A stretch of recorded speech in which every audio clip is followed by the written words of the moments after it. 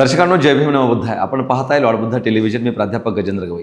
Lord Buddha टेलिव्हिजनच्या मैत्री संवाद या कार्यक्रमामध्ये आपल्या सर्वांचं स्वागत आहे. आज या मैत्री संवाद कार्यक्रमामध्ये आपल्यासोबत विशेष असं व्यक्तिमत्व जोडलेलं आहे आणि ते व्यक्तिमत्व आहे महाराष्ट्र राज्याचे सामाजिक न्यायमंत्री संजयजी शिरसाट साहेब. खरं तर या व्यक्तिमत्वाला घेऊन आपल्याला विविध प्रश्नांची उकल आज मैत्री संवाद कार्यक्रमाच्या माध्यमातून करायची आहे आणि म्हणून आपण आता भेटतो आहोत सामाजिक न्यायमंत्री संजय शिरसाट साहेबांना. सर, जय भीम नमो बुद्धाय. जय भीम, जय भीम. सर, लॉर्ड बुद्धा टेलिव्हिजनच्या मैत्री संवाद या कार्यक्रमामध्ये तुमचं स्वागत आहे.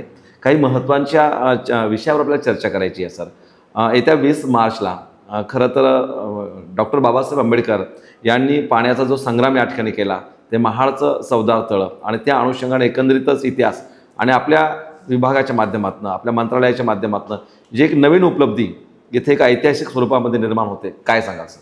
मी सामाजिक न्यायमंत्री झाल्यानंतर गेल्या वर्षी महाडच्या चवदार तळ्याला भेट दिली होती. तिथील एकंदरीत परिस्थिती पाहून मला स्वतःला वाईट वाटलं की ज्या महामानव बाबासाहेब आंबेडकरांनी खऱ्या अर्थानं चळवळीची सुरुवात महाडपासून केलेली, त्या चवदार तळ्यापासून, त्याची अवस्था वाईट होते. बिलकुल. म्हणून मी एक संकल्प केला की मला आता त्याचं स्वरूप बदलायचं.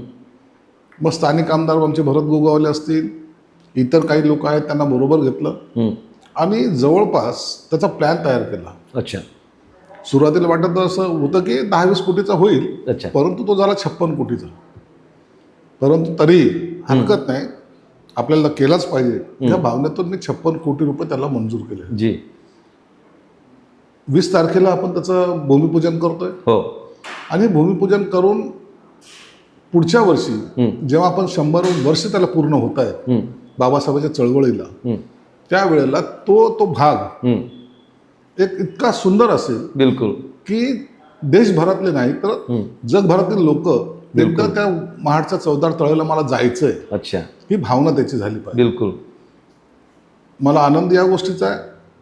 माझे सगळे सहकारी आहेत, हो, त्यांनी याच्यात फार मेहनत घेतलेली आहे आणि म्हणून एक बाबासाहेबांचा आंदोलनाचा साक्षीदार मी होऊ शकलो नाही. बिलकुल.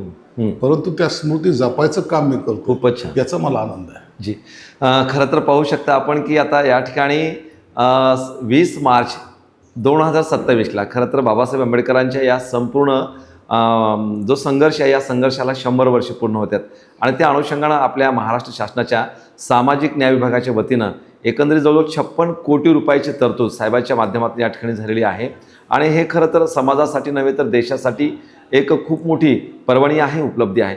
सर, माझा दुसरा प्रश्न असा आहे की आपल्याच माध्यमातून ज्या पवित्र ठिकाणी बाबासाहेब आंबेडकरांनी धम्माची दीक्षा घेतली त्या दीक्षाभूमी नागपूरसाठी आपण 200 कोटी रुपये या ठिकाणी मंजूर केलेले आहे परिसराच्या सुशोभीकरणासाठी.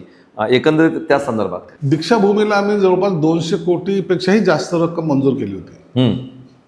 परंतु त्या ठिकाणी जी काही पार्किंगची व्यवस्था करायची होती त्यासाठी अंडरग्राऊंड खोदकाम आम्ही चालू केलं होतं. पण स्थानिक लोकांचा आणि त्या कमिटीचा त्यांना विरोध केला. त्यांनी सांगितलं की याच्यामुळं मूळ जो गाभा आहे, जी वास्तू आहे, त्याला कुठंतरी डॅमेज होईल, म्हणून तुम्ही काम करू नका. आणि मोठ्या प्रमाणात लोक सर्व भीम अनुयायी तिथं आले, जमा झाले. थोडक्यात त्यांनी उद्रेक त्या ठिकाणी केला आणि मग त्यांच्या भावनाचा आदर करून आम्ही ते काम थांबवलं. त्याला जवळपास 24 कोटी रुपये खर्च करून बसलो होतो. मग मी ते काम स्टॉप म्हणजे माननीय एकनाथ शिंदे साहेबांनी ते कामाला स्थगिती दिली. आणि आता मागे जेव्हा मी गेलो होतो हिवाळी अधिवेशनामध्ये, त्या टायमाला तिथील असले कमिटीचे लोक, काही अधिकारी, नागपूरचे अधिकारी, त्यांना सर्वांना एकत्रित केलं आणि मला इथं नवीन प्लॅन तयार करायचा आहे. तर आता आपण पाहता सिंगापूरला कधी गेला असाल किंवा दुबईला गेला असाल, एक सुंदरसे असं लँडस्केपिंग तिथे असतं. म्हणून म्हणलं की आता काय करायचं, तर मग लँडस्केपिंग करूया, चांगलं इतकं सुंदर दिसलं पाहिजे. मग त्याचं ग्लोबल टेंडर काढलं. आता गेल्या 12 तारखेला त्याचं ओपनिंगही झालेलं आहे आणि पुढच्या महिन्यामध्ये जेव्हा त्याला आम्ही वर्क ऑर्डर देऊ त्याचं काम सुरू होईल. आनंद एका गोष्टीचा की दीक्षाभूमी आहे ती, लाखो लोकांचं श्रद्धास्थान आहे आणि ते त्या पद्धतीने झालं पाहिजे हे माझा मानस होता. मला वाटतं ह्या वर्षभरामध्ये तेही काम पूर्ण होईल. नक्की. एक कामाची सुरुवात करायची, फक्त घोषणा नाही, तर ते कामाची सुरुवात करायची आणि ते कम्प्लीट करायचं. हा माझा असलेला स्वतःनी घालून घेतलेला नियम आहे आणि त्या पद्धतीने मी ते काम करतोय. जी सर, खरं तर पुन्हा तुमची अशी घोषणा होती की नागपूर हे पवित्र दीक्षाभूमीचं ठिकाण आहे, संपूर्ण जगाचं देशाचं लक्ष त्या शहरावरती असते आणि तशा शहरामध्ये पुन्हा तुमच्याच माध्यमातून डॉक्टर बाबासाहेब आंबेडकरांची भव्य दिव्य अशी प्रतिमा त्या ठिकाणी 2 महिन्यामध्ये उभी राहते, एक पुतळा उभा राहतोय. नागपूरला आणखी एक आमचं कन्व्हेन्शन सेंटर आहे, त्याच्यावर 140 कोटी रुपये आम्ही खर्च केलेले आहे. जी. आता या वर्षी बजेटमध्ये मी जवळपास 30 कोटी रुपये आणखी एक्स्ट्रा ठेवलेले आहेत. जी. त्या ठिकाणी काहीतरी दुरुस्ती करायच्यात किंवा काही थोडासा खराब अवस्थेमध्ये काही ठिकाणी दिसले मला, ते दुरुस्त करून बाबासाहेबांचा पूर्णाकृती पुतळा त्या ठिकाणी उभा करायचा आहे. जी. पूर्ण पुतळा बनवायला जेव्हा घेतला तर काही लोकांनी थोडे बहुत त्याच्यामध्ये काही अडचणी दाखवल्या, त्या सगळ्या दूर केल्या आणि ह्या 2 महिन्यामध्ये तो पुतळा कंप्लीट होतोय. जी. एक शानदार पुतळा, भव्य आणि दिमागदार पुतळा या 2 महिन्यामध्ये त्या ठिकाणी उभा राहील. जी सर, दुसरा असा एक प्रश्न आहे की आता मधल्या काळामध्ये आपण पाहतो मागच्या 10-15 दिवसापासून सोशल मीडियावरती खूप वेगळ्या पद्धतीचे ट्रोलिंग सुरू आहे. तुम्ही ॲट्रॉसिटीच्या संदर्भात काहीतरी वेगळ्या संदर्भाचं विधान केलं किंवा मला असं म्हणायचं ट्रोल करणाऱ्या लोकांना कदाचित ते काही समजलं नसेल किंवा त्याचा विपर्यास या ठिकाणी होतोय असं, त्याचा तुम्ही खुलासा लॉर्ड बुद्धा टेलिव्हिजनच्या माध्यमातून मला वाटते नक्की केला पाहिजे. एवढे मोठे सगळे सामाजिक हिताचे सगळे काम होत आहेत आणि ह्या अवस्थेमध्ये काही ज्या मनोवृत्ती आहेत या प्रवृत्तीला आपण कशा पद्धतीने थांबवणार आणि कसा खुलासा करणार? हे बघा, मी काम करताना एक ध्येय डोळ्यासमोर ठेवलेलं आहे. मला बाबासाहेब आंबेडकरांच्या आशीर्वादामुळे, त्यांची असलेल्या घटनेमुळे माझ्या पदापर्यंत पोहोचले. म्हणून काम करताना मी हा विचार केला पाहिजे की मुलांसाठी हॉस्टेल 1200 कोटी रुपये खर्च केले का नाही मी, बिलकुल त्याचे टेंडर काढले का नाही. आता ह्या 1.5 वर्षामध्ये त्या हॉस्टेलमध्ये जवळपास 20 ते 25 हजार नवीन विद्यार्थी येणार. बिलकुल, खूप चांगला. हा एक मोठा ऐतिहासिक निर्णय आहे. हो, नक्कीच. नाही तर किरायच्या हॉस्टेलमध्ये राहून मुलं नाही शिकू शकत, म्हणून तो एक निर्णय घेतला. नक्की.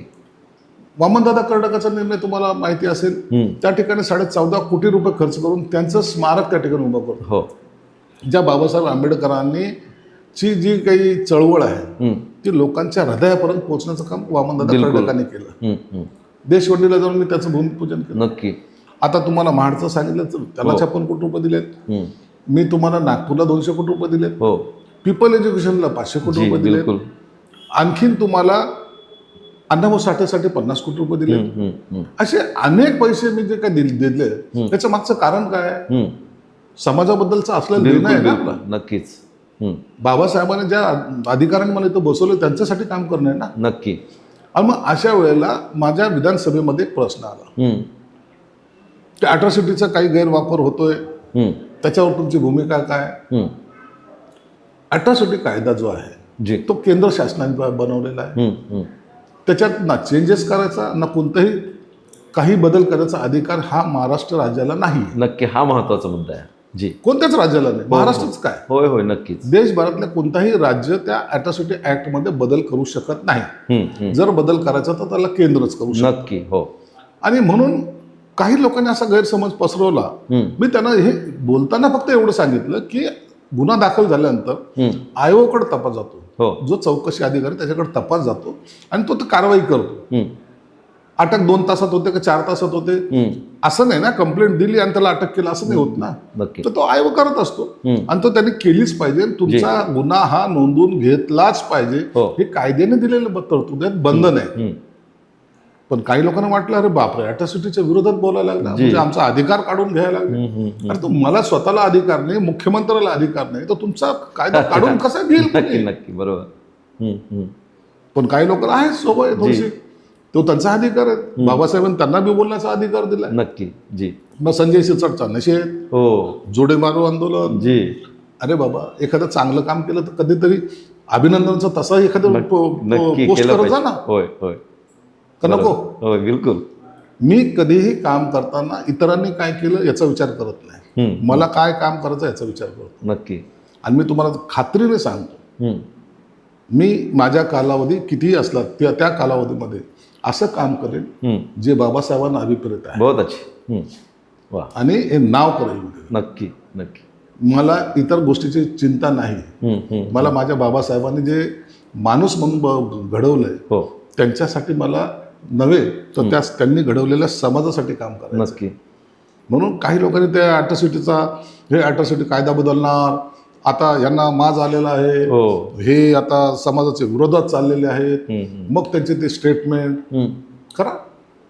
मी त्यांना उत्तरही देणार नाही, बोलणारही नाही. ज्या दिवशी त्यांना कळेल की नाही हे चूक झालेलं आहे, त्या टायमाला पाहूया. नक्की बरोबर. परंतु एक सांगतो, समाजामध्ये फूट पडू देऊ नका. हो, अतिशय महत्वाचं. कशासाठी करता? हो, तुम्हाला माझा फोन नंबर आहे तुमच्याकडे, एवढं जर सोशल मीडियावर जायचं, माझा फोन आहे, आधी कॉल करा, मला चर्चा बोला करा. ना. नक्की नक्की मला विचारा ना, बरोबर. तुमचा अधिकार आहे तो. हो, परंतु याच्यामुळं समाजामध्ये आपल्यामध्ये जे काही दिसते ना फूट, नक्की. हो, त्याचा फायदा दुसरे घेतात. नक्की नक्की. हो, मी जे काम करतोय काय सर्वांनाच आवडतं अशातला भाग आहे का? नाही. बरोबर जी. म्हणून तुम्ही आपले संवाद साधला पाहिजे. हा, मग माझं चुकलं, तुम्हाला बोलायचा अधिकार आहे, ते तुम्ही बोललंच पाहिजे. खूपच महत्वाचं. बोललंच पाहिजे. त्याला माझा विरोध कधीच नसणार. मी चुकत असेल ना, माणूस आहे मी, चुकत असेल ना, नक्की नक्की. चुकीची दुरुस्ती करता येईल ना मला. बिलकुल. वा. एका दिवसाने एका तासाने काय आबाळ कोसळणार आहे का? आपण दुरुस्ती सगळ्या करू शकतो. नक्की. वा.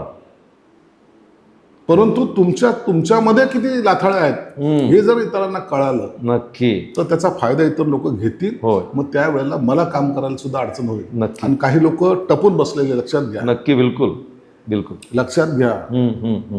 हे सगळे कामं काही ज्यांना आवडत नसतील ते टपून बसलेले, विरोध करणारा तयार कसा होईल बिलकुल, याची ते वाट पाहत आहेत. नक्की. आणि त्याला जर तुमचा सपोर्ट करत असाल तर मी तुम्हाला काही विरोध करणार नाही जी.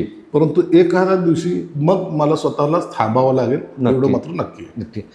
खरं तर दर्शकांनो, अतिशय महत्त्वाच्या विषयावर साहेबांनी या ठिकाणी आपली प्रतिक्रिया दिलेली आहे की मागच्या अर्धा दिवसामध्ये ज्या काही सोशल मीडियावर किंवा समाज माध्यमावरती लोकांच्या प्रतिक्रिया येत आहेत आणि उठसूट कशाही पद्धत लिहिण्याचं, एकतर आपण तो विपर्यास करतो आहोत, आपण समजून घेत नाही किंवा आपण ते ऐकून घेत नाही, अशा काही गोष्टी खूप महत्त्वाच्या. आणि एवढं दिलखुलासपणे माझा स्वतःचा नंबर आहे, तो समाजासाठी अवेलेबल आहे आणि तो या ठिकाणी उपलब्ध असताना सुद्धा सोशल मीडिया या माध्यमातून तुम्ही तशा पद्धतीने लिहित आहे. खरं तर अतिशय क्लिअरिफिकेशन झालेलं आहे. ॲट्रॉसिटी कायदा हा केंद्र शासनाचा आहे आणि त्याच स्तरावर, त्याच स्तरावर, त्याच नियोजनामध्ये जर काही चेंजेस बदल व्हायचे असतील तर ते केंद्र शासनामध्ये दोन्ही संसदीय सभागृहामध्ये या ठिकाणी होऊ शकतात. कुठलंही राज्य सरकार किंवा कुठलीही मिनिस्टरी त्याला राज्यस्तरावर या ठिकाणी नाही बदलू शकत. एवढं क्लिअर आपण सर्व लोकांनी केलं पाहिजे. आणि खरं तर समाजासाठी ही एवढी मोठी उपलब्धी आज आहे. अनेक नाविन्य आणि ऐतिहासिक निर्णय या ठिकाणी होत आहेत आणि हे होत असताना ज्या 14 तळ्याच्या संग्रामामुळे ज्या बाबासाहेबांनी ज्या तळ्याचं पाणी चाकलं, आज तुमच्या प्रत्येकाच्या नळाच्या तोटीमध्ये जे पाणी आलं आणि त्या तळ्याचं पाणी सर्वसामान्य लोकांना चाकता यावं, अशा धर्तीवर हा मला वाटतं महाराष्ट्राच्या नव्हे तर देशाच्या इतिहासातला हा पहिला एवढा मोठा निर्णय साहेबांनी या ठिकाणी घेतलेला आहे. आणि त्या अनुषंगानं समाजानेही लक्षामध्ये घेतलं पाहिजे की हा इतिहास, ज्या ऐतिहासिक घटना आहेत, ज्या स्थळं आहेत, त्याला खऱ्या अर्थानं या ठिकाणी खूप मोठी उपलब्धी होते. सर, दुसरा प्रश्न माझा असा आहे की तुम्हाला आणखीन एकदा डिस्टर्ब करतो की अॅट्रॉसिटी बद्दल जे बोलतात ना, जसं काय मी अॅट्रॉसिटी ॲक्टच्या विरोधात आहे. हो. किती घटना घडल्यात तुम्हाला माहिती आहे की ह्या अॅट्रॉसिटी ॲक्टच्या ज्या घटना होत्या 2012 पासून हो आतापर्यंत 889 लोकांचे बळी गेलेले आहेत. अच्छा. म्हणजे गावगुंडांनी मारलं असेल, हो, जातीवाद झाला, खून केला, 889 घटना. अच्छा. कोणीही तसदी घेतली नाही. लोक जातात, सहानुभूती व्यक्त करतात, नंतर त्या कुटुंबाचं काय होतं कोणी विचार करत नाही. खरंय. मी पहिल्यांदा हा ऐतिहासिक निर्णय घेतलाय जी. 889 लोकांना समाज कल्याण विभागामध्ये नक्की. परमनंट नोकरी द्यायचा मी संकल्प केला आणि त्याला कॅबिनेटची मंजुरी घेतली. हो. 20 तारखेला मी 100 लोकांनाच फक्त या भागातील कोकण किंवा या पुणे, नाशिक आणि मुंबईत 100 लोकांना नियुक्तीपत्र मी या 20 तारखेला मुख्यमंत्र्यांच्या हस्ते देतो. ते काय करतो मी, कारण ते ज्या घरातला दिवा विजलेला आहे तिथे कुठेतरी उजेड करण्याचं काम करतोय ना. हो. आणि तुम्ही मला अॅट्रॉसिटी बद्दल बोलताय, हे तर नाहीच, परंतु यापुढे जरी गुन्हा घडला, घडू नये दुर्दैवाने, बिलकुल हो, पण घडला दुर्दैवाने, तर त्या व्यक्तीचा FIR नोंद झाल्यानंतर 60 दिवस 90 दिवस कोर्टात गेला, चार्जशीट कोर्टात गेली त्याच्या दुसऱ्या दिवशी त्याला पुन्हा शासकीय नोकरी समोर घ्यायचं आहे. म्हणजे हे 889 पर्यंत मर्यादित नाही आहे. नाही इन भविष्यात मध्ये सुद्धा त्या लोकांना सुद्धा वा, ती नियोजन तरतूद केली. त्याची तरतूद मी केली. खूपच छान. म्हणून हे आपण करतोय ना, हे समजून घेतलं पाहिजे आपण कोणती पॉझिटिव्ह लाईन चाललोय. बरोबर. पीपल एज्युकेशन सोसायटीला 500 कोटी रुपये दिले आपण. का दिले? बरोबर. अरे माझ्या बाबासाहेबांची संस्था आहे, हो तिला देणार नाही. मी सिद्धार्थ कॉलेजला व्हिजिट केली. हो. मी सगळं पाहतो यासाठी की मला हे सगळ्या समाजाला पुन्हा जागृत करून खूपच एक छान. ताकदीने उभं करायचं आहे. खूप छान. आणि त्यासाठी तुमचं सगळ्याचं सहकार्य आवश्यक. नक्की एकटा माणूस नाही करू शकत आहे. हो खरंच. आणि जर तुमचं सहकार्याऐवजी जर तुमचा विरोध थोडासा सुरू झाला तर मलाही वाटतं नको यार, जो चल रहा है वो ठीक आहे. मग अशा जर भूमिकेत आलो आपल्याला पुढे जायला पुन्हा दिशा मिळणार नाही. नक्की. दर्शकांनो, खरं तर बाबासाहेब आंबेडकर म्हणतात, जा तुमच्या घराच्या भिंतीवरती लिहून ठेवा तुम्हाला शासनकर्ते किंवा राज्यकर्ते जमात बनायचं आहे. आणि त्याच विचाराला घेऊन या ठिकाणी नामदार संजयजी शिरसाट साहेब या ठिकाणी पुढे आगेकूच करत आहेत. आणि हे करत असताना, मंत्रिपद असताना अनेक सामाजिक हिताचे आणि सामाजिक स्तरावरचे निर्णय होतात. मला वाटतं हा देशाच्या इतिहासातला पहिला निर्णय असेल की ॲट्रॉसिटी ॲक्ट अंतर्गत ज्या लोकांचे बळी गेले, तब्बल 889 लोकांना या ठिकाणी साहेबांच्या माध्यमातून त्या परिवाराला या ठिकाणी कायमस्वरूपी नोकरी मिळते. म्हणजे तो परिवार आहे तोपर्यंत या ठिकाणी खऱ्या अर्थानं ते जे झालेली घटना आहे आणि त्या घटनेमुळे जे काही त्या परिवाराचं नुकसान झालं, ही भरून काढण्याची खूप मोठी तरतूद केली. आणि भविष्यामध्ये जर असं होऊ तर नाही, आपण जातीभेदाच्या सगळ्या गोष्टी टाळण्याचा प्रयत्न करतो, पण झालं कदाचित तर त्यांचंही तसं नियोजन किंवा तीही तरतूद साहेबांनी या ठिकाणी केलेली आहे. खरं तर ह्या सगळ्या गोष्टी अतिशय अभिनंदनास पात्र आहे. समाजासाठी खूप मोठं एक जोडण्याचं काम करणारे आहेत. आणि त्या अनुषंगानं आपण तो दृष्टिकोन किंवा ती मानसिकता नक्कीच करून ठेवली पाहिजे. सर, अतिशय महत्त्वाचा मुद्दा आहे की लोककवी वामनदादा कर्डक, खरं तर असं कोणतं गाव नाही जिथं बाबासाहेबाचं नाव नाही आणि त्या अनुषंगानं वामनचं नाव नाही. कारण गीताच्या माध्यमातून खूप मोठी आंबेडकरी चळवळ, एकंदरीत विचाराचा वारसा पुढे नेण्याचं काम वामनदादा कर्डकांनी केलं. आणि त्यांच्याच कुटुंबातील जी मुलगी आहे कोमल रवींद्र कर्डक, यांना तुम्ही या ठिकाणी त्याही परिवाराला, ज्या परिवारानं किंवा ज्या वामनदादानं समाजाला जागृत करण्याचं काम केलं, तर त्या मुलीला, त्यांच्या नातीला तुम्ही या ठिकाणी सामाजिक न्याय विभागामध्ये नोकरी उपलब्ध करून दिली. अतिशय चांगली अचिव्हमेंट. काय सांगा सर? मला वामनदादाची गाणी ऐकून आम्ही लहानाची मोठी झालो.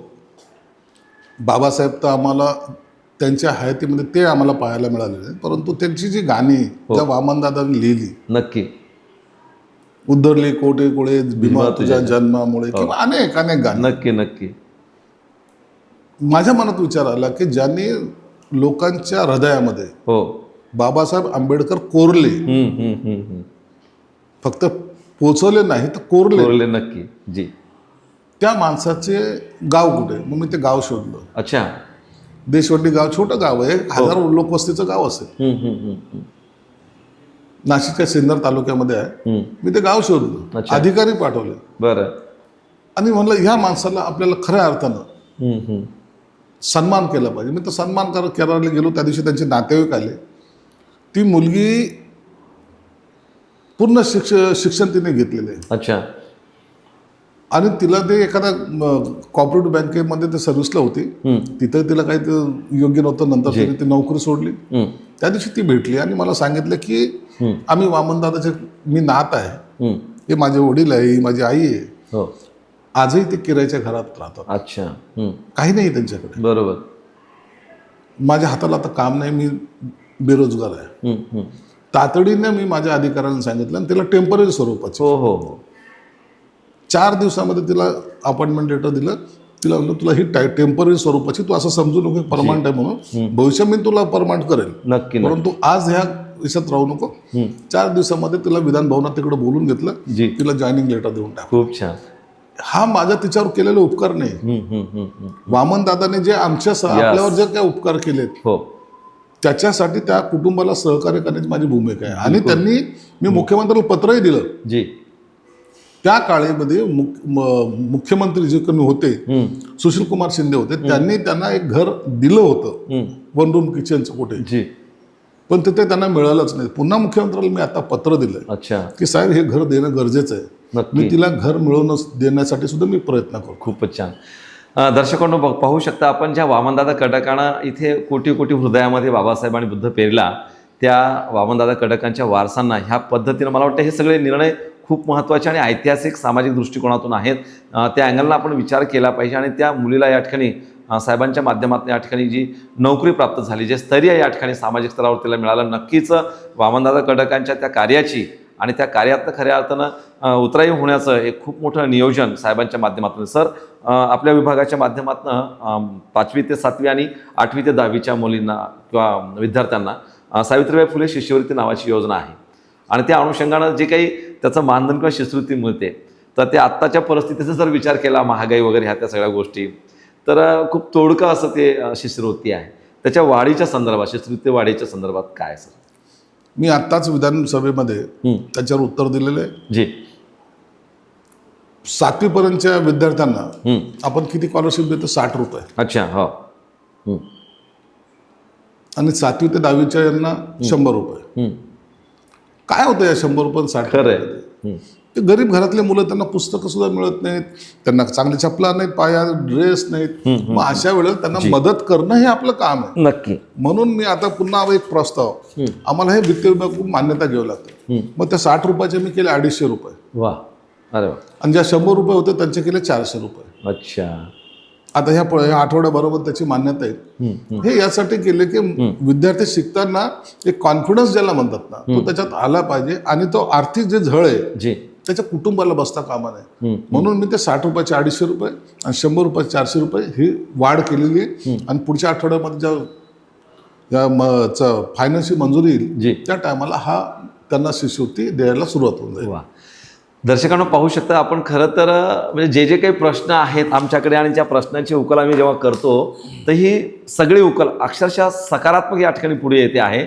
म्हणजे जी अल्प किंवा आपल्याला कमी वाटणारी जी शिष्यवृत्ती होती, त्या विद्यार्थ्यांची एवढ्या मोठ्या 3-3, 4-4 पटीनं ही शिष्यवृत्ती वाढ होणं ही साधी गोष्ट नाही. केली गेल्या अनेक वर्षापासून ह्या शिष्यवृत्त्या तेवढ्याच आकड्यावरती सातत्यानं फिरत होत्या, पण नामदार संजयजी शिरसाट साहेबाच्या माध्यमातून एवढं मोठं प्रचंड ही वाढ होते नव्हे, तर त्या लेकरांना शिक्षणासाठी गरिबाच्या पुढे प्रेरणा मिळते, प्रोत्साहन मिळते. सर, खरं तर एक एक निर्णय तुमच्या संदर्भातला जो होतो आहे तो इतिहासामध्ये नोंद घेण्यासारखा आहे. आणि त्याच अनुषंगानं महाराष्ट्रामध्ये आपण पाहतो की जातीय भेदभाव आणि अत्याचाराच्या काही घटना या ठिकाणी होत राहतात सातत्यानं गावखेड्यामध्ये वगैरे. तर ह्या रोखण्यासाठी सरकारतर्फे कोणती अशी ठोस पावलं उचलली जाते तुमच्या माध्यमातून? हे बघा, आमचा विभाग हा जनजागृती करणारा विभाग पण आहे आणि जवळपास वर्षाकाठी 170 कोटी रुपये आम्ही याच्यावर खर्च करतो. हो. जनजागृती करणे, समाजामध्ये ही जी विषमता आहे ती दूर करण्याचा प्रयत्न करणे. आजही मला माहिती आहे की ग्रामीण भागामध्ये, शहरी भागामध्ये आपल्याला जाणवत नाही, बिलकुल जाणवत नाही. हो. पण ग्रामीण भागामध्ये असलेली 2 घरं, 4 घरं, जिथं 10 घरं आहेत, हो, अल्पसंख्याक आणि आणि मग तिथं तो वाद नक्की उफळतो. हो. मला आता मागेच 8 दिवसापूर्वी एकाचा फोन आला, साहेब आम्हाला असा अत्याचार आमच्यावर होतोय, आम्ही काही तक्रार द्यायला गेलो तर पोलीसवाले आमचे घेत नाहीत, पोलीसवाल्यांनी घेतली तर कारवाई करत नाहीत, आणि ज्याने अत्याचार केलाय तो राजरोज त्यांच्याच गळ्यात हात टाकून फिरतो. अशा सुद्धा घटना आहेत. म्हणून त्याच्यावर कडक निर्बंध कसे येतील किंवा कायदा आणखी कडक कसा करता येईल. आपण गाव तंटा मुक्तीचे काही अध्यक्ष नेमलेले आहेत, ते काम करतात चांगल्या पद्धतीने. परंतु आता त्या कुटुंबाला पुन्हा एक समाजाचा मध्ये जी काही दुरी चालली ना ती मिटवण्यासाठी आपण सगळ्यात जास्त महत्वाचा प्रयत्न ती महिला किंवा तो पुरुष किंवा तो विद्यार्थी यांना सक्षम करायचा प्रयत्न करतो. बोलून चालणार नाही. नक्की. तुमचं माझं भांडण मिटलं आज असं होऊन चालत नाही. तर त्याला एक काळ असा यावा लागेल की त्याला असं त्या उंचीवर जावं लागेल. खूप छान. जेव्हा जो उंचीवर जाईल त्या टायमाला हे जातीवादाचं सगळं भूत आहे ना हे उतरायलाच. नक्की. शहरी भागामध्ये का आपल्या लोकांवर त्रास होत नाही? कारण त्यांनी शिक्षण घेतलेलं, टाईट राहतायत, नक्की चांगले जीवन जगतायत, म्हणून तिथं हे वाद कमी प्रमाणात होतात. पण ग्रामीण मध्ये होतात हे तुम्ही काही अंशी मान्य करावं. नक्की नक्की. म्हणून त्यासाठी इतर समाजाला सुद्धा आम्ही बरोबर घेतो, सगळ्यांना सामावून घेतो आणि त्यांना सांगतो आम्ही मिळून काम करूया. हो. जातीच्या आधारावर तुमची प्रगती होऊ शकत नाही. तुमच्या हाताला काम द्यायचं काम आपण केलं. खूपच छान. नक्की. म्हणून मी तर महिलांना सुद्धा काम द्यायचं आमच्या योजनेमध्ये सगळ्या तरतुदी केलेल्या. जी. खरं तर आपल्याला हा जो काही दुरी निर्माण होते जातीमुळे, जातीगत भेदभाव जे गावखेड्यामध्ये होतात, आणि त्या अनुषंगाने बाबासाहेब आंबेडकर सातत्यानं म्हणायचे की चला शहराकडं, कारण शहरामध्ये तुमच्या सगळ्या स्किल कौशल्याला या ठिकाणी वाव राहतो आणि कुठलाही तो जातीभेद राहत नाही. पण गावखेड्यामध्ये अजूनही ते आलुतीदार बलुतीदार पद्धतीने त्या ठिकाणी तो जातीवाद पोचण्याचं अजून काही जुन्या मानसिकतेच्या लोकांच्या डोक्यामध्ये राहते. पण आता वातावरण बदलते आहे. आपण आता खऱ्या अर्थानं एका नव्या युगाकडे भरारी घेतो आहोत आणि त्या अनुषंगानं गावखेड्यातल्या सगळ्या महिलांना त्यांचं एक स्टेटस कसं निर्माण होईल या अनुषंगानं अनेक ट्रेनिंग प्रशिक्षणं किंवा वेगवेगळ्या प्रकारचे त्यांना सहकार्याच्या भूमिकेतनं या ठिकाणी सामाजिक न्याय विभाग काम करतो आहोत. सर, दुसरं महत्त्वाचं की आत्ता नुकताच या ठिकाणी धर्मांतराचा महाराष्ट्रामध्ये एक निर्णय झाला आणि धर्मांतरित जे काही बौद्ध आहेत तर त्या समाजाचे खूप मोठे प्रश्न आहेत. तर त्या प्रश्नाच्या संदर्भात आपल्या सरकारचं काय धोरण आहे? धर्मांतर हा तो आलेलं बिल हे वेगळं आहे. बरं. घटना काय म्हणते, बाबासाहेबांची घटना काय बोलते की तुम्हाला कोणताही धर्म स्वीकारायचा असेल तर बिलकुल. तुम्हाला बंधनं नाही. अच्छा. हां. घटनेमध्ये अशी तरतूद आहे, हो. तुम्हाला ते बंधनं नाही. तुम्ही कोणताही धर्म स्वीकारू शकता, जी. कोणत्याही जाती धर्मामध्ये लग्न करू शकता, हो. परंतु ते तुमच्या स्वतःच्या मर्जीने. अच्छा. त्याला तुम्ही कोणी बळजबरी करणं, हिप्नोटाईज करणं किंवा पळून घेऊन जाणं, हो. धर्म आणि जबरदस्तीने धर्मांतर करणं, त्याच्यासाठी शिक्षेची तरतूद केलेली, त्याच्यासाठी दंडाची तरतूद केलेली. आपण पाहिलं असेल बाबासाहेबांनी धर्मांतर केलं. हो. लाखो अनुयायी एक साथ त्या नागपूरच्या दीक्षाभूमीवर लाखो लोक आले आणि त्यांनी सांगितलं की आम्ही बौद्ध धर्म स्वीकार. हो. हो. बरोबर. हे स्वयंस्फूर्तीने, नक्की. स्वतःच्या मनाने. हो. म्हणून ह्या धर्मांतराला कुणाचा काही नसतं, आक्षेप नसतो. किंवा इतर आणखीन कुणाला करायचं असेल त्यालाही आक्षेप नाही. पण थोडंसं जनमानसामध्ये जेव्हा आम्ही मीडिएटर म्हणून फिरतो तेव्हा काही लोकांमध्ये असं आता मागच्या 8 दिवसांची चर्चा आहे की बाबा आपले जे विविध ठिकाणी धम्मदीक्षेचे कार्यक्रम होतात भिक्खू भंतीजीच्या माध्यमातून, तर या संदर्भातलं काही म्हणजे काही निगेटिव्ह होऊ शकते का काय? नाही नाही नाही हा ना? नाही नाही नाही अच्छा. कधीच नाही. मी तुम्हाला स्पष्टपणे सांगितलं की बाबासाहेबांनी घटनेत असलेली तुम्हाला धर्मांतर करण्याचा अधिकार आहे पूर्णपणे. परंतु तुम्ही कुणी जर बळजबरी करत असेल तर नाही. हे मुद्दाम यासाठी ते बिल आणलं गेलेलं की काही 1-2-3 समाज असे आहेत जबरदस्ती ते जबरदस्तीने धर्मांतर करतात. आमिष वगैरे देऊन, आमिष देणे, त्यांना काहीतरी मग वेगळं मधल्या कोरोनाच्या काळामध्ये खूप प्रकार झाले. ते झालेले आहेत. आता तुम्ही पाहत असाल, परंतु मुस्लिम समाजातल्या काही लोक व्यक्तींनी हा विडाच उचललेला दिसतो. नक्की नक्की नक्की. लव जिहादच्या सारखं, लव जिहाद वगैरे जे याच्यासाठी हा सगळा कायदा आहे. खूप छान. अच्छा. आपल्यासाठी काय कायदा आहे? आपल्याला आपल्या मर्जीचे आपण सगळं करायचं. बिलकुल. सर, भविष्यामध्ये हे जे धर्मांतरित बौद्ध असतील किंवा बाबासाहेबांच्या काळापासून जे लोक धर्मांतरित, पण त्यांच्या समस्या आजही त्याची उकल होत नाही, त्या अनुषंगाने मला तुमच्याकडनं धोरण अपेक्षित बाबा काय आपण करू शकतो? आपल्याला काही करायची आवश्यकता नाही. आता फक्त कसं आहे झालेलं आहे, आपण जेव्हा धर्मांतर केले तर त्या टायमाला पहिले असलेले महार, हो, नंतर नवबौद्ध, अच्छा, नंतर बौद्ध, असं आपण कधी कोणी बौद्ध लिहितं, हो, कोणी नवबौद्ध लिहितं, कोणी आजही महार लिहितं. बरोबर आहे जी. त्यांना असं भीती आहे की बाबा हे महार लिहिलं तर ते आपण एससी मध्ये आहोत, नवबौद्ध हा धर्मांतरित आहे जी, किंवा बौद्ध लिहिलं हा धर्मांतरित आहे. हो. आता त्याला इथे महाराष्ट्रात नव्हे परंतु इतर ठिकाणी त्याला वेगळ्या धर्मात समजलं जातं. अच्छा, हो. 1-2 राज्य असे आहेत नवबौद्धाला सुद्धा ते एससी कॅटेगरीमध्ये घेत नाहीत काही ठिकाणी. नक्की नक्की. हो. मग तिथं प्रॉब्लेम येतो. तर आता ही सुधारणा सुद्धा आपल्याला एकदा करून घ्यावी लागेल. बिलकुल. हो. याचा समावेश आता आहे, पण काही राज्यात काही ठिकाणी मला असं आढळलंय. तर हे एकदा उद्या चालून जेव्हा पुढे एखाद्या वेळेला जर असा प्रश्न जर निर्माण झाला की एससी कॅटेगरीचे जाती किती, तर त्यांच्या जातीमध्ये नवबौद्ध असेल की बौद्ध असेल याचा पूर्णपणे अंतर्भाव झाला आणि त्याला कन्फर्मेशन हे कितपत आहे हे एकदा तपासून घ्यावं लागेल. नसता उद्या आपल्यालाच ते आपल्यातून बाहेर काढायचा कोणी प्रयत्न करू नये. बरोबर आहे. खरं तर हा प्रश्न आपल्याला अनुत्तरितच आहे की बौद्ध, महार किंवा नवबुद्ध या अनुषंगानं आणि लोकांना बाबा सवलती एससीच्या मिळतील नाही मिळतील, बौद्ध झालं तर काय, अशा ह्या अनेक गोष्टी आहेत. पण खरं तर धम्म जो आहे किंवा दीक्षा जी आहे ती आचरणाच्यासाठी आहे आणि त्या अनुषंगाने आपण जाणून घेतलं पाहिजे. सर, खरं तर आपल्या विभागाच्या माध्यमातून खूप महत्त्वाकांक्षी निर्णय या ठिकाणी होत आहेत सामाजिक स्तरावर असणारे युवक आणि महिलांसाठी. त्या अनुषंगानं कोणत्या योजना आपल्या विभागाच्या माध्यमातून आता आपल्या डोक्यामध्ये आहे किंवा आपण करण्याच्या तयारीमध्ये आहोत? युवकांना तुम्हाला माहिती आहे आपण एक जनरली औद्योगिक धोरण अवलंबलं जी. तुम्ही कोणताही उद्योग उभा करा, परंतु मला खेदानं सांगावं लागतं की आपले लोक त्या स्कीमचा खऱ्या अर्थानं फायदा घेत नाहीत. हो. औद्योगिक संस्था काढतात, हम्म. 5 कोटीची 7 कोटीची स्कीम करतात, हम्म. जागा वगैरे घेतला, पहिला उचल घेतली, काहीतरी थोडंसं बांधलं, नक्की. नंतर त्याचा काय कॉन्फिडन्स हो. खालीवर होतो माहित नाही, आणि तो तिथं स्टॉप व्हायला सुरू होतो. बरोबर. आणि जेवढे भेटले तेवढे भेटले, आता नंतर ते कर्ज कधी फेडायचं ते नंतर पाहू, त्याला वाटतं आपल्या आयुष्याचं भलं झालं. बरोबर. असं नका करू. अतिशय महत्वाचं. तुम्हाला 7 कोटी काय करता, 7 कोटीने काय होणार आहे? तुमचा प्रोजेक्ट असा रन झाला पाहिजे. तुम्ही 25 कोटी मागा ना, मी द्यायला तयार आहे ना. हो. वा. बरोबर. तुम्हाला स्कीम मध्ये 25 कोटीपर्यंतची तरतूद तुम्हाला द्यायचे मला अधिकार आहेत. तुम्हाला उद्योगपती व्हायचंय ना, का थोडक्यामध्ये तुमचं हातात सोन्याची कडे घालून बसायचंय, चायना घालून बसायचं? तुम्हाला उद्योगामध्ये जा ना. हो. आणि त्यासाठी पैसे घेताना तुम्ही तो जिद्दीने उभं करा. बिलकुल. आपल्या समाजातील अनेक लोक पाहिले, अहो त्यांना पाहिल्यानंतर आपल्याला वाटत नाही हा उद्योगपती असेल. हो ना. पण टर्नओव्हर कितीचा म्हणे 5,000 कोटीचा आहे, हो. 4,000 कोटीचा आहे. असे लोक मला भेटतात. बरोबर. मग त्या लोकांनी मेहनत घेतली असेल ना. बिलकुल. नक्की. म्हणून आता आपले कांबळे म्हणून एक उद्योगपती येते, त्यांच्या तर मोठे संस्थाच त्यांनी तयार केली. होय. होय. मग अशा पद्धतीने गेलं तर त्यांच्यासाठी माझ्याकडे स्कीम आहे. दुसरी गोष्ट आहे की जे छोट्याल्या स्कीम आहेत ना, काही लोक समजतात की एकदा आपण एक लोन घेतलं की ते लोन घेतल्यानंतर नंतर आपल्याला लोन भेटणार नाही. माझ्या डिपार्टमेंटमध्ये 1 लाखापासून जी तर नो लिमिट लोन द्यायचं मला अधिकार आहे.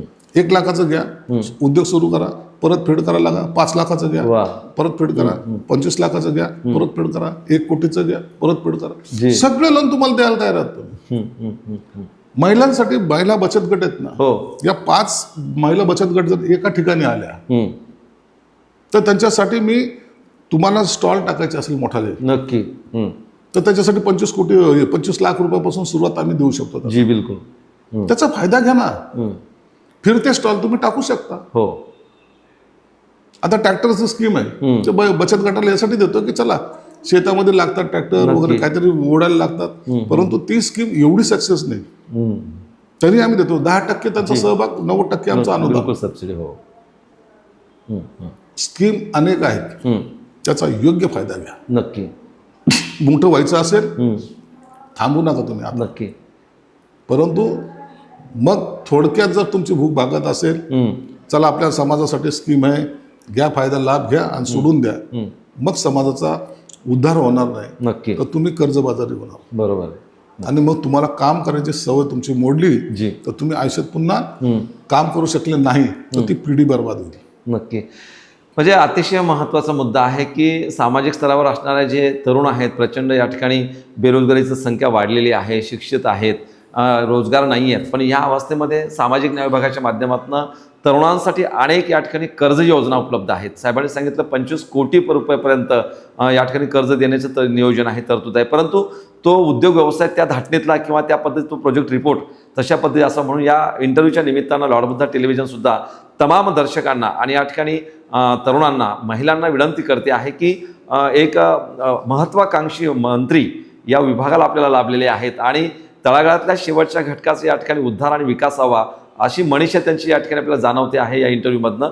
म्हणून पुन्हा आपण विनंती असेल की संबंधित विभागासोबत आपण जोडण्याचा प्रयत्न करा, संबंधित अधिकाऱ्यासोबत जोडण्याचा प्रयत्न करा आणि नक्कीच आपल्या पात्रतेनुसार, आपल्या निवडीनुसार ते उद्योग व्यवसाय या ठिकाणी पुढे घेण्याचा प्रयत्न करावा. आणि सर, खरं तर आता आपल्याला माहिती की ते देशामध्ये आता जनगणना सुरू होते आहे आणि जनगणनेमध्ये आपण पाहतो की वेगवेगळ्या प्रकारचे क्ल्यू बाहेर येत आहेत. जसं की जातीगत जनगणना या ठिकाणी होणं अनेक लोकांना अपेक्षित आहे. नक्की त्या जातीची आपल्याला फिगर जी आहे किंवा ती संख्या जी आहे ती नक्की बाहेर आहेत. तर या जातीगत जनगणनेच्या संदर्भात तुमची काय भूमिका आहे? जनगणना ही कधीतरी झाली पाहिजे. नक्की. वा. काय माहिती आहे का, प्रत्येक जण, तुम्हाला एक सांगतो की आमच्या जेव्हा निवडणुका असतात ना, हो, त्या टायमाला आमच्याकडे अनेक लोक येतात, अनेक संघटनाचे लोक येतात, अनेक जण भेटतात. निवडणुका मध्ये हा सगळ्यात महत्वाचा मुद्दा असतो की कोणत्या जातीचे किती लोक आहेत. हो, नक्कीच. मला तर हा अनुभव गेल्या 30 वर्षाचा आहे. हो. मग ते सांगतो आमच्या जातीचे एवढे लोक आहेत, ही जात, हा समाज आमच्या पाठीशी, तो समाज आमच्या पाठीशी. आणि ह्या सगळ्या जातीचे लोकांचे जर बेरीज जर केली ना तो मतदारसंघामध्ये असलेली संख्या, समजा 3.5 लाख लोकांचा मतदारसंघ माझा आहे, पण यांची बेरीज केली ती 10 लाखावर जाते. हो, नक्की. मग आपण कन्फ्युज होतो की नेमका समाज कोणचा कुणाचा किती. नक्की. म्हणून ही जनगणना झाली ना तर एक क्लिअरिटी येऊन जाईल. जी. समाजाची क्लिअरिटी येतील की किती समाज आहे. हो. आणि त्या क्लिअरिटीच्या आधारावर तुम्हाला उद्याचे बेनिफिट सुद्धा देता नक्की. येईल. हो. लोकसंख्या जनगणना जर झाली ना तर तुम्हाला या अमक्या जिल्ह्यामध्ये या तालुक्यामध्ये असलेली लोकसंख्या किती, तो बेस एकदा तयार झाला बरोबर, तर तुम्हाला सरकारच्या सुविधा असतील किंवा सरकारचे धोरण काही असेल तर त्याची अंमलबजावणी त्या ठिकाणी प्रभावीपणे केली जाईल. बरोबर. आजही कलेक्टर असो किंवा इथलचे लोक असेल यांच्याकडे कोणताही आधार नाही. बरोबर. ठोकताळ्याच्या आधारावर चाललेलं आहे. म्हणून ही जनगणना एकदा झाली ना तर सगळं दूध का दूध पाणी का पाणी होईल. नक्की. खरं तर जातनिहाय ही जनगणना झाली पाहिजे, ज्यामुळे त्याचे सगळे फिगर्स, त्याची आकडेवारी ही निश्चित होईल आणि त्या अनुषंगानं त्या जातनिहाय समूहाच्या विकासाच्या संदर्भात भविष्यात शासनालाही नवीन नवीन धोरणं या ठिकाणी नियोजित करता येतील. अतिशय चांगलं सकारात्मक भूमिका या ठिकाणी साहेबांनी मांडलेली आहे. सर, आता आपण या इंटरव्ह्यूच्या किंवा मुलाखतीच्या आपण उतरदामध्ये आहोत. माझा शेवटचा एक प्रश्न या ठिकाणी असेल तर महाराष्ट्राचा सामाजिक न्यायमंत्री म्हणून आपलं ध्येय काय आहे? कारण तुम्ही केलेलं कार्य हे इतिहासामध्ये कोरल्या जाणार आहे, नव्हे तर ते सुवर्ण अक्षरानं लिहिलेलं आहे. म्हणून तुमच्या कशा पद्धतीच्या ध्येय धोरणं तुम्ही ठरवलेली आहे? मला आनंद एका गोष्टीचा होईल की मी ही राजकीय जीवनामध्ये मला पहिल्यापासूनच मी प्रवाहाच्या विरोधात वाहण्याची माझी सवय आहे. बरोबर. मी 10 वर्ष नगरसेवक, आता 20 वर्ष आमदार, आता मंत्री. हो. हा सगळा जर माझा प्रवास पाहिला तर आता ह्या प्रवासाची, ज्याला आपण म्हणतो परतीचा ज्याला प्रवास म्हणतो, हो, त्या दिशेला आपण लागलेलो. नक्की. म्हणून मला या कालखंडामध्ये असं काही काम करायचं आहे की लोकांच्या लक्षात राहिलं पाहिजे. मी तुम्हाला सांगतो ना, 25,000 विद्यार्थी हे गेल्या वर्षाच्या टार्गेटवर होते. या वर्षी मी पुन्हा हॉस्टेलसाठी 1500 कोटी रुपये ठेवले. बिलकुल. पुन्हा 1500 कोटी रुपये ठेवले. हे करतोय मी. हे बाबासाहेबांची संस्था उभी करतोय. कधी त्यांना 2 कोटी रुपये कधीतरी 95 साली भेटले होते. हो. त्याच्यानंतर पैसे नाही भेटले. आज एवढे 500 कोटी रुपये देतोय. ही संस्था उभी राहिली तर जो विद्यार्थी तिथं शिकेल नक्की तो म्हणेल, नाव तर घेईल ना कमीत कमी. अरे, एक मंत्री होता, त्यांनी काही ना काही करून गेला. अनेक महापुरुष आहेत, अनेक समाजासाठी चळवळीतले लोक आहेत, त्यांचं सुद्धा कुठेतरी नाव समाजाने आदराने घेतलं पाहिजे. दादासाहेब गायकवाड नाशिकचे असतील, बागुल असतील, बरोबर, त्यांना मी आता 10 कोटी तिकडे देतो, त्यांचं एक करतोय. प्रत्येक तालुक्यामध्ये समाजाचं एक मोठं स्थान निर्माण व्हावं. नक्की. बरं, ते हॉस्टेलच्या माध्यमातून असेल, समाज मंदिराच्या माध्यमातून असेल, आणि त्या ठिकाणी प्रत्येक ठिकाणी एक अभ्यासिका असली पाहिजे. हो, अतिशय महत्त्वाचं. एसी अभ्यासिका असली पाहिजे. MPSC UPSC करणारा मुलगा एखाद्या ग्रामीण भागातल्या खेड्यातून शहरी भागामध्ये यायला त्याला फार त्रास आहे, त्याची फीज आहे, सर्व आहे, त्याला ते परवडणार नाही, म्हणून तो शिकू शकत नाही. तो त्याला त्या तालुक्याच्या ठिकाणी कमीत कमी ती अभ्यासिका मला तयार करायची. खूपच छान. गेले आता 2 दिवसापूर्वी नितीन राऊतने एक प्रश्न उपस्थित केला होता. नागपूरचं जे कन्व्हेन्शन सेंटर आहे त्याच्यासाठी मी आता तिथे एक आंतरराष्ट्रीय दर्जाचं अच्छा AI बेसवर एक आता तो सेंटर तिथं उभं करतो. त्याला मी 5 कोटी रुपये आता परवा दिवशी मंजूर केलेत. जी. 3 महिन्यामध्ये त्याचं काम चालू करतो. AI बेस, बिलकुल एकदम डिजिटल. मुलगा बसला तर त्याला जगाचं ज्ञान तिथं प्राप्त झालं पाहिजे. खूपच छान. वा. हे असे जे कार्यक्रम आहेत ना, मी बाकीच्या गोष्टीला दुय्यम स्थान देतो अशातला भाग नाही, पण प्रायोरिटी ह्या गोष्टीला देतो. नक्की नक्की. ही माझी प्रायोरिटी आहे. उद्याचा विद्यार्थी, ग्रामीण भागातला विद्यार्थी तहसीलदार झाला, कलेक्टर झाला, कुठं तलाठी झाला, कोणत्याही पोस्टवर गेला तर तो म्हणेल ना, बाबासाहेबांनी जे निर्माण केलंय त्याच्यातून मी शिकलो आणि त्याच्यामुळे मी आज अधिकारी झालोय. बिलकुल. हे सगळं श्रेय बाबासाहेबांचं आहे. जी. वा. त्याला फक्त आपण पोहोचवण्याचं काम करायचं. खूपच छान. आणि तो पोस्टमनचं काम करण्यामध्ये मला आनंद आहे. क्या बात आहे. तुझीच कमाई आहे ग भीमाई, कुणाचेच काही इथे कष्ट नाही. खरं तर हे सगळे जे काही देण आहे बाबासाहेब आंबेडकरांची आणि एवढी मोठी कृतज्ञता त्या महामानवाच्या प्रती महाराष्ट्र राज्याचे सामाजिक न्यायमंत्री संजयजी शिरसाट साहेब या एकंदरीत ज्यांच्या या संपूर्ण मुलाखतीच्या दरम्यान आपल्याला जाणवलेली आहे. आणि समाजाच्या प्रत्येक शोषित, पीडित, वंचित, दुर्बल घटकाचा त्यांच्या मनोमनी या ठिकाणी हा विचार आहे. नव्हे तर ही बाबासाहेबांच्या संविधानाने दिलेली खूप मोठी संधी आहे आणि या संपूर्ण सामाजिक ऋणातून उतराई होण्याचा मनोदय एकंदरीत त्यांच्या प्रत्येक प्रश्नाला उत्तर देताना मला जाणवतो आहे. दर्शकांनो, खरं तर व्यक्तिमत्व या ठिकाणी जे घडत नसतात, खरं तर ते समाजाचं काम करत असताना धडपडत असतात आणि साहेबांची ही धडपड अतिशय उल्लेखनीय आहे. आणि म्हणून आम्ही सातत्यानं लॉर्ड बुद्धा टेलिव्हिजनच्या माध्यमातून जे की घराघरामध्ये लोक पाहत आहेत आणि म्हणून साहेबांच्या पाठीमागे लागून एवढा मोठा कामाचा व्याप असताना सुद्धा अट्टहास करतो की साहेब तुमचा इंटरव्ह्यू आपल्याला पाहिजे. आता लाखो लोक महाडला पोहोचत आहेत आणि त्याही ऐतिहासिक कार्यामध्ये साहेबांचा खूप मोठा वाटा आहे, योगदान आहे, ते घडवत आहेत. सर, शेवटचा माझा प्रश्न आहे, एक महाराष्ट्र राज्याचा सामाजिक न्याय मंत्री म्हणून पुढील 5 वर्षामध्ये आपण असा कोणता बदल या ठिकाणी घडून आणू इच्छिता, काय वाटतं? बदल घडवणारा नाही मी. बरं. बदल घडवायचा प्रयत्न मी करतोय. पुन्हा सांगतो तुम्हाला की आता लोकांना तेच ते नको, त्यांना चेंजेस पाहिजे. नक्की. जगाच्या रेसमध्ये त्यांच्या बरोबर पळताना बिलकुल तुमच्याच पायात काटे नको. खरंय. तुम्हाला सुद्धा पळता आलं पाहिजे. हा माझा त्याच्या मागचा नक्कीच. बिलकुल. म्हणून तुमचं असलेलं लिव्हिंग स्टँडर्ड असेल, तुमची असली गरिबी असेल, नक्की त्याला एक वेगळ्या स्टेपवर आता घेऊन जायचं, त्याला आता उंचीवर घेऊन जायचं. तुम्ही दरवेळेला मागणारे नसावेत, तुम्ही देणारे असावेत. तुम्हाला देता आलं पाहिजे, ही तुमची भूमिका असली पाहिजे. बहुत अच्छी. म्हणून त्यासाठी तुम्हाला थोडी मेहनत घ्यावी लागेल आणि त्याला सहकार्य करण्याचं काम मी करतोय. बहुत अच्छी. आता मी 14 तळ्याचं, तुम्ही आता उद्या जाताय महाडला, पाहताय एवढा मोठा कार्यक्रम महाडमध्ये झाल्याचं तुम्ही दाखवून द्या इतिहासामध्ये. क्या बात जी. एवढं मोठं काम आहे तिथं, म्हणजे फक्त कार्यक्रम. हो हो हो हो हो. 14 एप्रिलला मी आता गेट ऑफ इंडियाला कार्यक्रम घेतोय. नेव्हीचे थोडा आक्षेप आहे जी. मी बाबासाहेब ड्रोनच्या माध्यमातून 400 ड्रोनच्या माध्यमातून आकाशात उभा करतोय. क्या बात. वाह. नाही झालं तर लेझरच्या माध्यमातून होईलच होईल, परंतु नक्की हे उभा करायचं काम कर. हे लोकांकडं स्फूर्ती त्यांना द्यायची. लोकांमध्ये आहे, गट्स आहेत, त्यांच्याकडे ताकद आहे. त्यांना आपण फक्त ताकद द्यायचे काम करायचं, आपल्याला पुश करायचं जी. आणि ते पुश करायचं काम करतो मी. आज समाजामध्ये मला आनंद या गोष्टीचा आहे की समाजातले सर्व लोक एक वेगळ्या आशेने माझ्याकडे पाहतात. हो हो नक्कीच. मला त्याची जाणीव आहे. समाजातला आपला एक फाटका कार्यकर्ता आज या पदावर बसलाय आणि तो काहीतरी करेल अशी अनेकांची भावना आहे.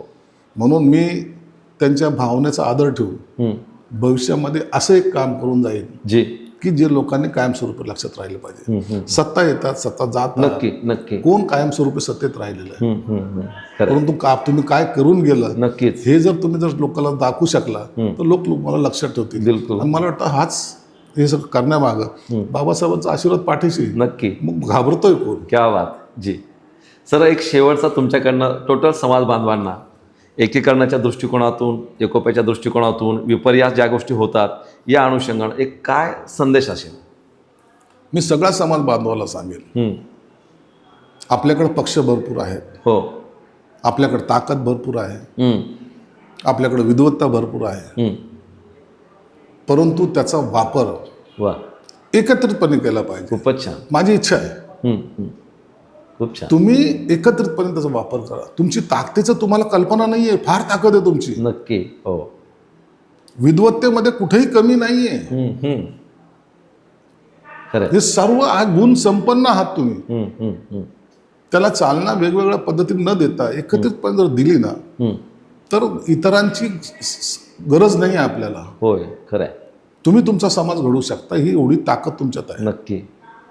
फक्त त्याचा कुठेही गैरवापर होता कामा नये. लोकांनी आपल्याकडे पाहताना हो की हा तो माणूस आहे ज्याला बाबासाहेबांनी घडवलंय, नक्की या भावनेतून पाहिलं पाहिजे. बरोबर.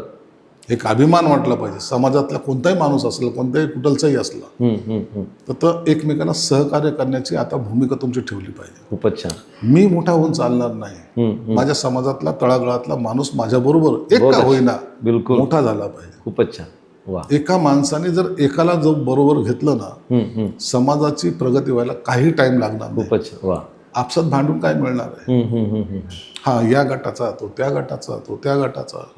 अरे गट करता करता आपले गट इतके काय विखुरले गेलेले आहेत. आपण इतरांचं अनुकरण करायचं तर सोडून द्या, आपण एकमेकाच्या जीवावर उठलेलो आहोत. हो. ते थांबलं पाहिजे. खूपच. सर्वजण बाबासाहेबांचे अनुयायी आहेत, सर्वजण बाबासाहेबांचे पुत्र आहात, सर्वजण बाबासाहेबाला मानणारे आहात. मग आपल्यात भांडणं कशाला? अतिशय महत्वाचं. वा, आपल्यात भांडण नको. खूपच छान. भांडण हक्कासाठी करण्यासाठी बाबासाहेबांनी लढा दिला आहे. हो, माणसामध्ये माणसं तोडण्यासाठी कधी लढा झालेला मी नक्कीच. तरी वा, पाहिलेला नाही. खूप छान. म्हणून एकत्रित व्हा हम्म, हम्म. आणि खारीचा वाटा उचला. तुम्हाला फार डोंगर उचलायचं काम करायचं नाही. हो, तो डोंगर उचलायचं काम बाबासाहेबांनी केलं आणि ती आपली लायकी पण नाही. नक्की. वा, हो. फक्त खारीचा वाटा उचला. हम्म. समाजाला दिशा द्यायचं काम तुम्ही प्रत्येक जण करू शकता, ती द्या. काही कालानंतर काही कालावधी लागेल जरूर, नक्कीच. परंतु हा समाजाचं नाव आपल्या सर्व देशात हो, एक चांगला समाज म्हणून याच्याकडे पाहण्याचा काळ हो. हा लवकरच येईल अशी माझी अपेक्षा. जी. सैनिक व्हा भीमाचे भीमराज आठवारे, सैनिक व्हा भीमाचे भीमराज आठवारे, चला निळ्या निशाणाखाली सर्वांनी एक व्हारे. ही भावनिक साध या ठिकाणी महाराष्ट्र राज्याचे सामाजिक न्यायमंत्री या ठिकाणी संजयजी शिरसाट साहेबांनी तमाम समाज बांधवांना केलेली आहे. खरं तर हे व्यक्तिमत्व वरून तुम्हाला जितकं कठोर वाटते ना, पण आज नक्कीच लॉर्ड बुद्धा टेलिव्हिजनच्या या मुलाखतीमुळे हे सगळं जाणवलं की हा माणूस किती संवेदनशील आहे, किती समाजाची एकाभूमी होण्याचा प्रयत्न करतो आहे आणि किती समाजाच्या एका एका घटकाला जोडण्याचा प्रयत्न करतोय. नक्कीच साहेब, तुमच्या उर्वरित जे काही राजकीय कारकीर्द आहे, तमाम समाज बांधवाच्या वतीनं, लॉर्ड बुद्धा टेलिव्हिजनच्या वतीनं हार्दिक हार्दिक लाख लाख शुभेच्छा आहे. असेच नवीन नवीन ऐतिहासिक निर्णय घेण्याचं तुम्हाला आत्मिक बळ या ठिकाणी निसर्ग प्रदान करो, आरोग्य या ठिकाणी लाभो आणि तुमच्या सगळ्याच कार्यांना या ठिकाणी सॅल्यूट आणि खरं तर हार्दिक शुभेच्छा देतो. तुम्ही एवढा मोठा वेळ या ठिकाणी आलात आणि पुन्हा एकदा सगळ्यांना 20 मार्च महाड रणसंग्राम जो आहे त्याच्या अनुषंगानं साहेबाच्या वतीनं, सामाजिक न्याय मंत्र्याच्या वतीने या ठिकाणी आपण हार्दिक हार्दिक शुभेच्छा देऊया. पुन्हा एकदा सर तुमचं या ठिकाणी धन्यवाद. जय भीम. जय भीम. जय भीम.